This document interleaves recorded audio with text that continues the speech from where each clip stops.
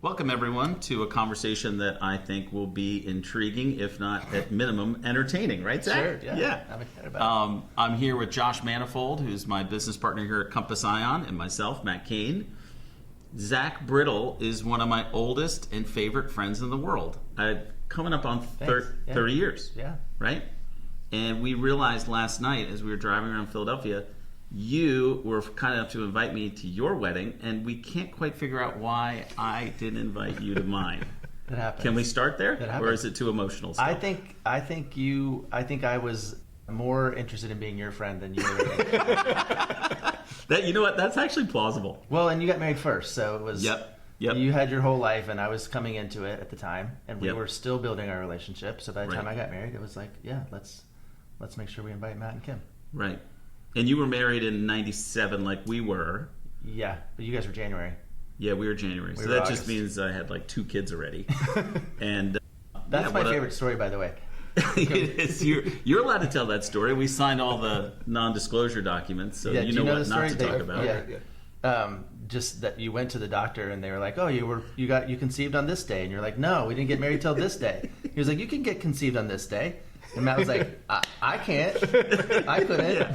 He's like, "Okay, fine, you conceived on this day." Yeah, I had to open the old school day planner and be like, actually, I was in another country. Okay, so back off. Just because you measured the circumference of my child's head. Yeah.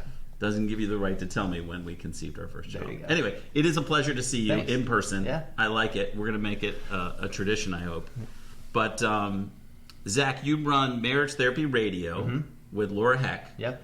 You also have your own private practice. Yep. Let's jump into couples and financial affairs and keeping you away from mathematics as we do it.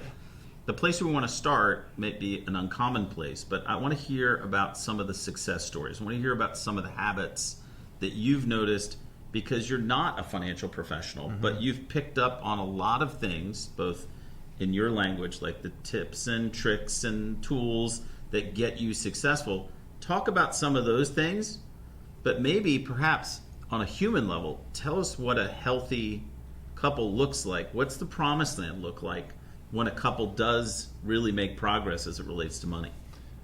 Yeah, the money conversation, as you might imagine, comes into my room a lot. Comes into my office quite a bit. It's money, it's sex, it's parenting, it's work-life balance. Those are kind of the typical things. People will come in, they'll label their issues pretty broadly, like, oh, we're having trouble communicating, or we're having trouble with conflict. And then when you can drill down, the topic becomes isolated, right? You can kind of go, oh, what are you talking about? And I think the thing that has to be understood about a lot of that is when a couple comes in and they're having conflict, say, around money, if you listen to them long enough and you really appreciate what they're doing, you can take money, pick it up and pull it out and put it over here, and then grab this other one, parenting, pick it up and put it right back in here, and they're having the exact same conversation. Sure. You know, or you take it up and you go, but how about sex? And it's the exact same conversation. So for me, there's a lot of teasing out about, you have to help people appreciate that there's the what they're talking about and there's the how they're talking about it. And so when money, I think, is the most brutal thing in a marriage because you can measure it. It's good that you can measure it. It's important to measure it. But because you can measure it, I can say, I make more than you, so I'm worth more than you. Sure. Actually, it has power. Yeah. Yep. Or it has meaning. Yep. It has something. But I can actually look at it, quantify it. You're spending too much. That's not enough. We don't have enough.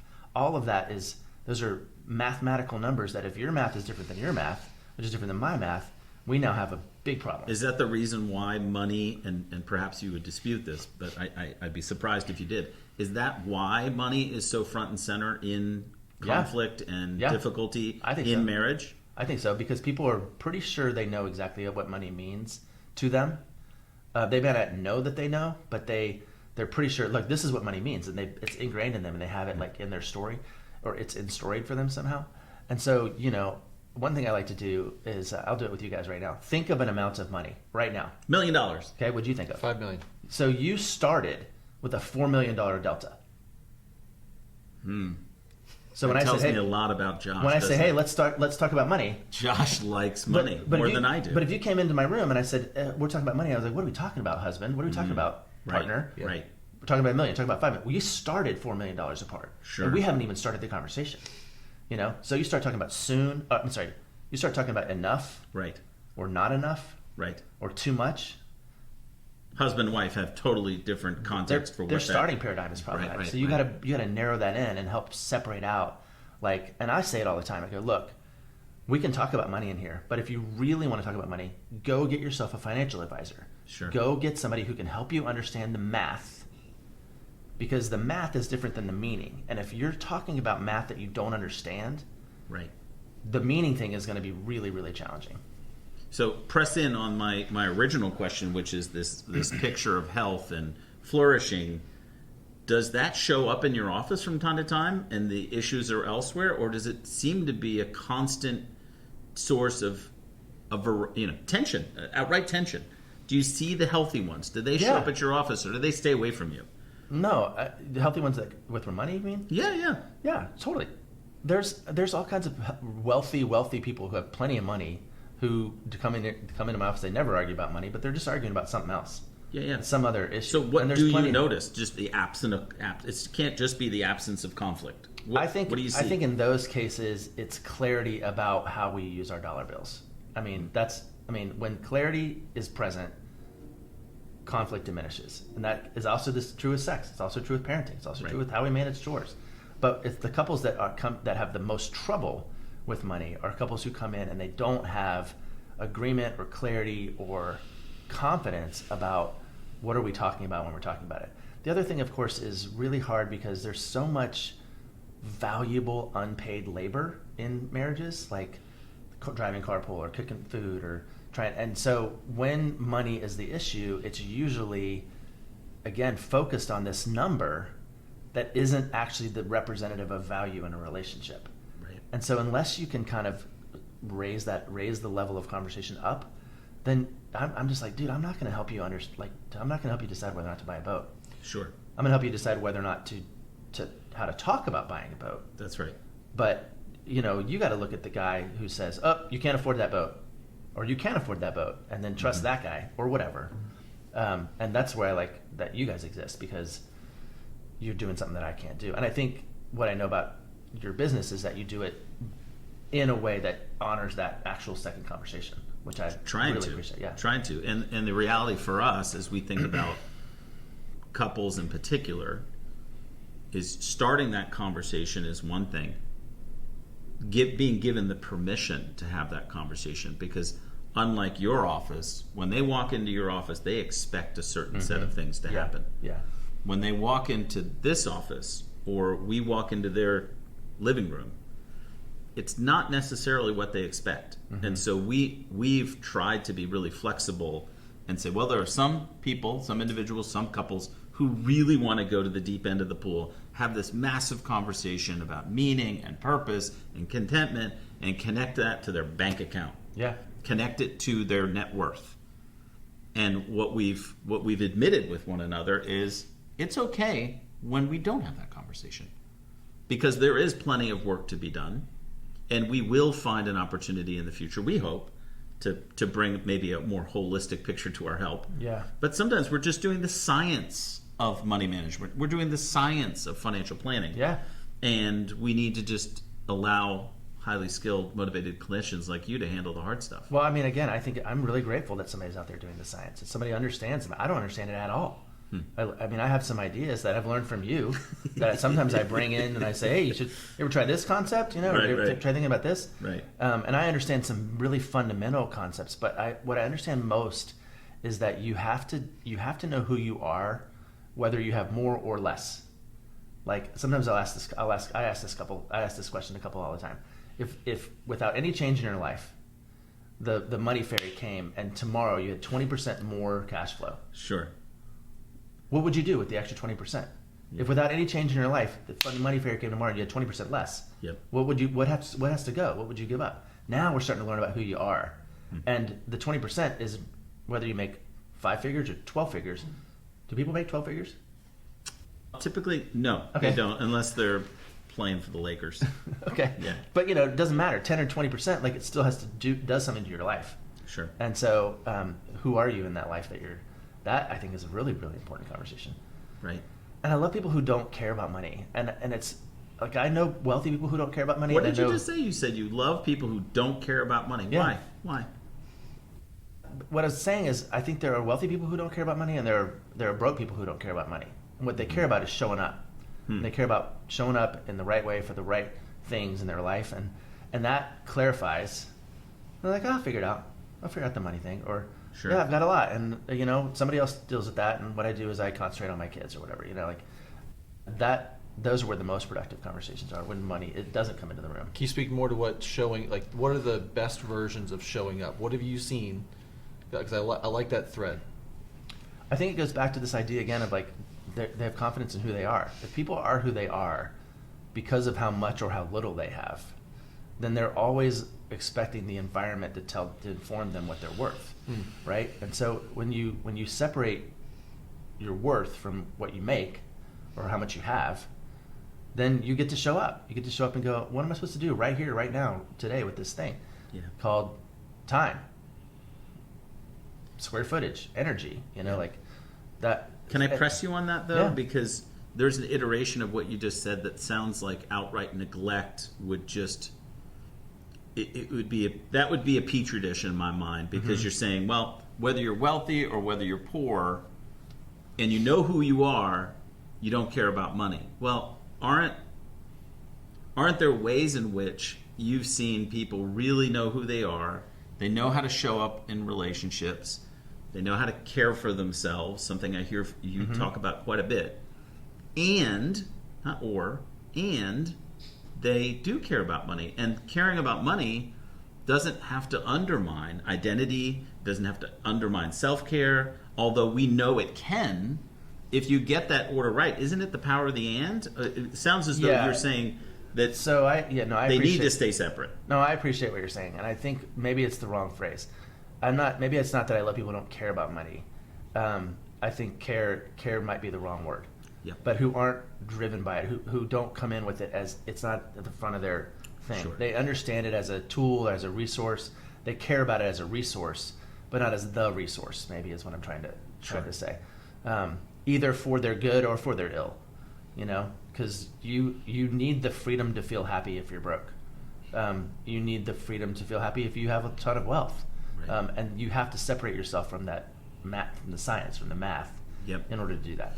Can you get into the nitty-gritty for us on what those difficult moments look like when money is front and center? What are some of those common pitfalls that you have seen in your office that you've heard from your peers that just keep showing up again and again? And I liken it to the work that you've done with Gottman, the Gottman Institute. Are there sort of those four horsemen of the financial apocalypse that can happen in the lives of families? Well, if I go straight to the textbook, the four horsemen are criticism, defensiveness, contempt, and stonewalling. So it's when those are the horsemen for divorce, for context. Yeah, those are predictors of divorce. So Yep. when those are present and unchecked in a relationship, we can get into all kinds of clinical conversations about that. Yep. That tends to signal relationship demise, which means if you plop money down in there, and now I'm critical about the way that you spend money, or I'm defensive about the way that you talk to me about money, or I have contempt for you because of your background, because, Rebecca and I joke a lot, like we came from complete ignorance about money. My family declared bankruptcy in high school. She grew up in Greenwich going to Club Med for summers. Neither one of us got any education about money. And so we had to come from this very, very far apart, way. And it would have been very easy for us to be contemptuous, right? For her to be like, what are you poor little person? And her father was contemptuous of me. Or me of her, to go, oh, all you are is a vapid, Right. Whatever. And we didn't do that. We were spared from that, which was quite nice. Or stonewalling, which is where you just don't talk about it. It's Sure. just if I ignore this, it'll go away. It's an untouchable topic. Yeah, you handle it. Yes. You take care of it, and then maybe you die. Yep. Or you get divorced, or you have some kind of trauma, financial trauma, and all of a sudden you're left in ignorance. Yep. So if where people get in trouble, it really is that contempt where people get in trouble is really that criticism defensiveness loop. Yep. That is very, very easy to do. List them off again. You said it pretty quickly there. Criticism is I think I have a complaint about you, but I turn it into your character. I make it about your character. Defensiveness is where I take Defensiveness is where I take the wrong amount of responsibility. So I take 0%, I'm indignant or in denial, or I take 100. Yep. And I'm the martyr. I lay down, I roll over, and I'm like, fine, you take care of it. I can't do whatever. Those two things fuel each other. Sure. Criticism fuels defensiveness, and defensiveness invites criticism. And so you put something that you can measure in there, or I bring I've been working 40 hours a week, and look at my paycheck that I can show you. Now, I've been at home, and you may bring home the bacon, but I cook it, and I serve it, and I clean up after it, So that whole loop is problematic because it fails to acknowledge that you're bringing value and you're bringing value, and we're doing a thing called building our family or protecting our family or growing our family, whatever it is. What's the third and the fourth? The third one, I usually talk about the third one as being stonewalling. And stonewalling is when you just sort of shut down and you remove yourself relationally from the other, which happens a lot. Again, a lot of money is siloed because that's your area and I don't want to touch it. Right. And then contempt is the last one. And contempt basically is, I used to think contempt is I hate you, but contempt is I'm better than you. And so I'm better than you because I'm the man, or I'm better than you because I make more money, or because I'm the mom, or because I'm more politically or religiously conservative or liberal than you. I can come up with any number of reasons why I'm better than you. I'm better than you because I grew up in a family that actually understood money and you didn't. Yeah. Or I grew up, or I'm better than you because my parents didn't get divorced, your parents got divorced, so, or whatever it is. All of that's made up. It's all made up. Like any criteria I create that says I'm better than you, I just invented in my head. Because I'm white, because I'm American, because I'm from Seattle, smarter, because I'm more athletic, better looking, taller. Yep. So how in your process, and it all is designed to make me feel good. Yeah. Right.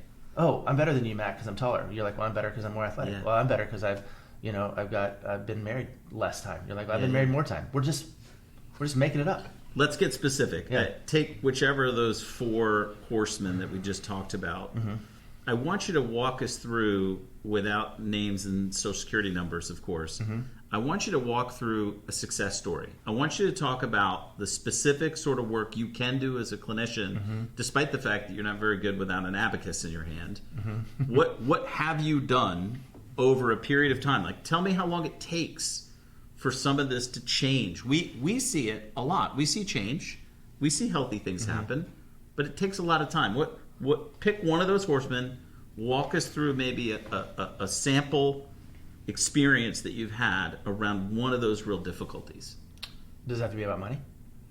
Well, I'd like it to be about one of those horsemen and maybe perhaps the financial influence. The if thing you can about think of one. here's what I think about the four horsemen. If you really understand them conceptually, if you guys were in your home and there were four horsemen outside your house, circling your house with torches and spears, you probably with your family would say, let you call 911 and I'll board up the windows and somebody unlock the gun safe and let's make sure the kids are okay. You would rally together to protect yourself from this threat that was external to your relationship. Quite an image, Zach. Well, I mean, it should be. Right. Because now we go, oh, there's these behaviors that if you indulge these behaviors, they're going to destroy your relationship. So we have to protect our relationship from these behaviors. Some of those are inherent in me. I'm very defensive. Zach Brittle is a very defensive human being.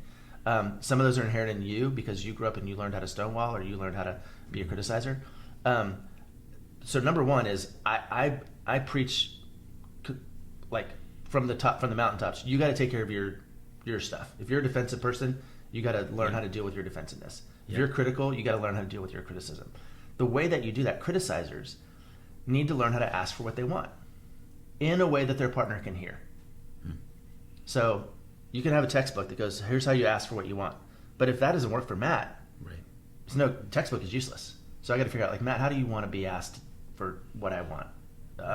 As a defensive person, you got to learn how to take some responsibility. Go, yeah, I have a part of this. I'm a part of this. If it were an actual financial transaction, to use it as a metaphor, it'd be like, you've got to use my currency, not yours. Yeah. Right? Yeah. We don't have an exchange rate here. And not feel bitter until about you it. realize what mine is. I got to use your currency and I got to not feel bitter about it. Yeah. And I got to do likewise. Okay. Yeah. And, what's... And how long does that take? When when people get serious with us or get serious with you, I have a picture in my head of how long it takes. How long does it take behavior to change? Where's the easy button? That's what we're asking. Yeah. Does this happen in a half-hour session? I spend a lot of time at the front end of treatment with my clients talking about exactly this. It's entirely dependent upon the client. Like, if the client is ready, willing, able to lean into a new paradigm, it can go pretty fast. Sure. If they're not, weeks. Yeah. If they're not, it'll never change. You know. So it's not the methodology, right? It's the maturity of the couples that come into the space, or the people that come into the space. And so, you know, I have couples that come in every week. They do nothing in between sessions. They show up every week, and they're like, we don't really know what we want to talk about today. So I have a very pleasant conversation with them that is not moving their relationship forward at all. And then I have other couples that come in, say, once a month, and they in the 38 day or the 38 days in a month. That's a long month. In the 30 days that I haven't seen them. I hate to live your life.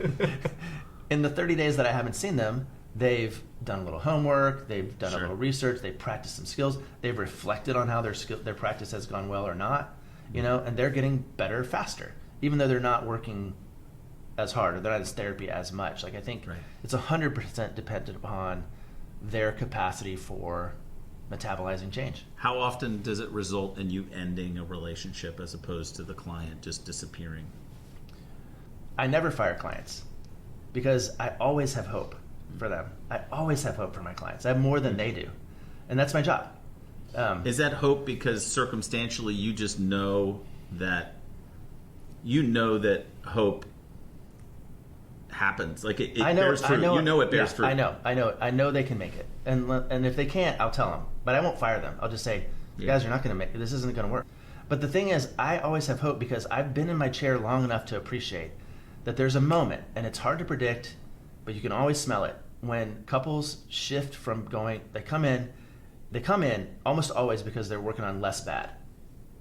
Sure. And then there's a shift where they start to work on more good. And that when they can taste that and sink their teeth into that's a good day for you. That's a good day. And you can see it in real time. Yeah, and I'll tell them. I'll go, you guys, you know what just happened? You know what we just did? We just had a whole conversation where you guys didn't snap at each other, you didn't, or whatever. Like, we're doing it. We're shifting right now. Yeah. And then they can start to smell it. And you said earlier, sometimes that'll happen in a matter of sessions. Sometimes that could be a matter of months. Yeah. Years. Yeah. Well, I typically say that when people say, how long does it take? I typically say it takes months, not weeks, and hopefully not years. I do have clients that have been with me for years, but they're much more in a maintenance position now than they are in an intervention position. But I think, you can, because it's systems work and it's not individual therapy work, when you can clearly identify for couples the system and how it's working and how it's not, and the levers that they need to pull, if they pull them, then they can see change pretty quickly. Yeah, back to your earlier point about clarity. Yeah, and I think, again, I'm more and more and more convinced that it has to come from internal personal integrity and clarity, like about who I am and what I'm about. Yeah. Because, if that's unknown or that's in flux, it's really hard to do maturity work. And you probably run into massive injuries in money and relationships, and you've got to undo all that in that couple's context. But do you ever send people away and say, like we do? We work with attorneys and CPAs and insurance specialists. We send people out when we run into things that are far too complex for us. I refer to you guys all the time. I don't know how many people come to you, but I'm like, you should check out my buddy Matt. Sure. Like I point him to the episode. They usually wait at the door every morning. I have him listen to the episode that we did together, and because you have an ability to help them bridge the gap. Because if she is in the room saying, money represents security for me, and he is going, I make a ton of money. Right. I'm a big deal. They're not having the same conversation. Yeah. I appreciate the encouragement. I was actually taking you in another direction. I'm saying, don't you have to get other clinicians around you to help with some of the individual, you were talking about like internal integrity for a person. You don't do individual therapy, and I wonder at some point when you're with a couple, it starts to feel like you're focusing on this one person who could be a real mess. Do you ever have to take that pain and that difficulty and you have to delegate that elsewhere? Yeah. Okay. Yeah, 100%. And I think, here's the conversation I have a lot with people is I'll use heterosexual couples because it's easier, but she'll say, she'll say, I want you to go to therapy. And I'm like, that's not what you want. You don't want him to go to therapy. You want him to change. Right. You want him to be less angry. Right. You want him to be more clear about X or Y or Z. Therapy can help. Sure. Yoga could help. The small group at your church could help. Financial advisor could help. Self-help book could help. We don't know what the right resource is, but I think, people leveraging resources, I'm like, you don't have to go to therapy. Don't go to therapy. Right. Maybe you hate therapy. Right. That's fine.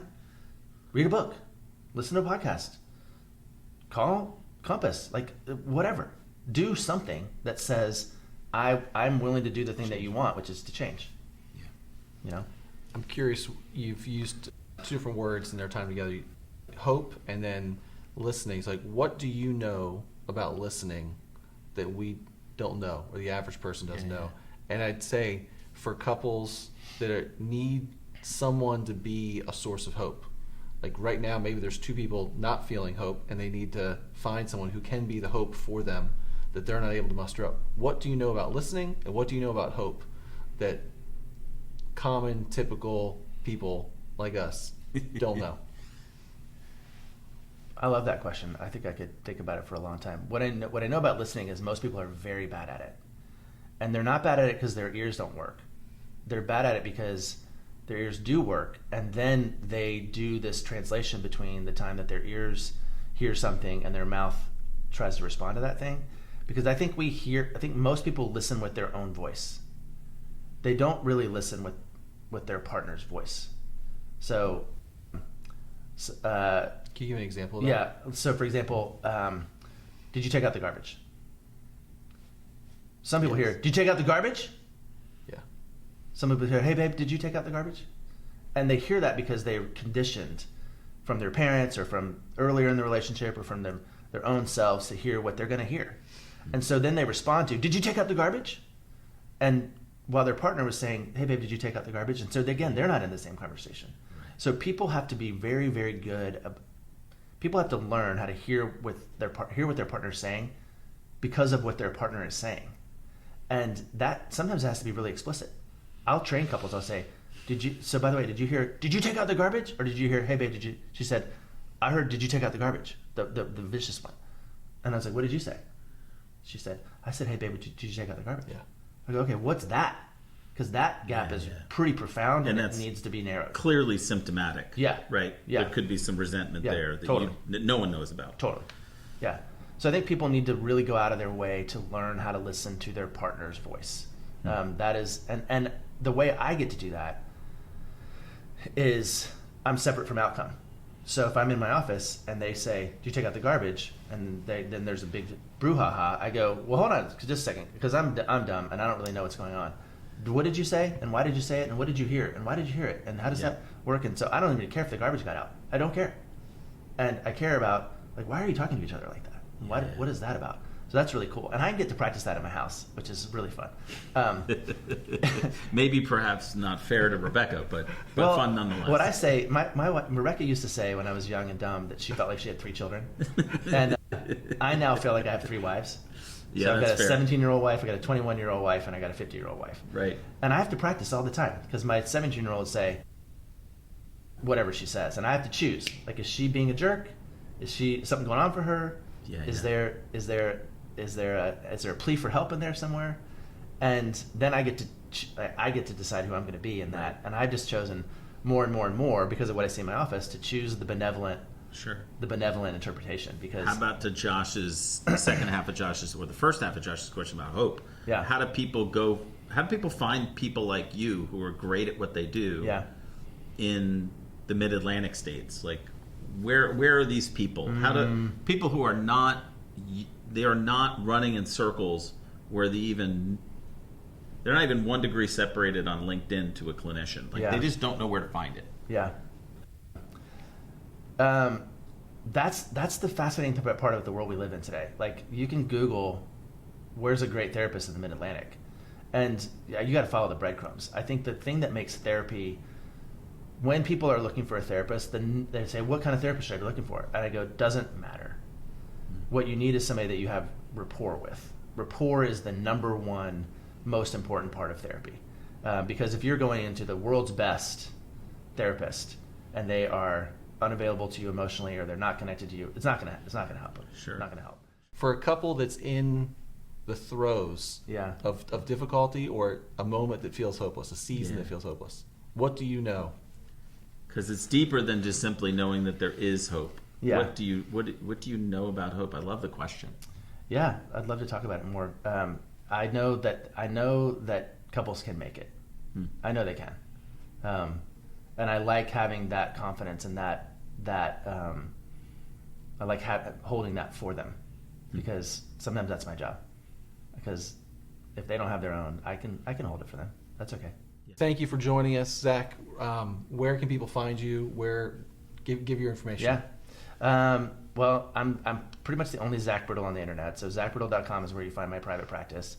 But Marriage Therapy Radio is where I kind of play the character called Zach, and we dive into these topics every week.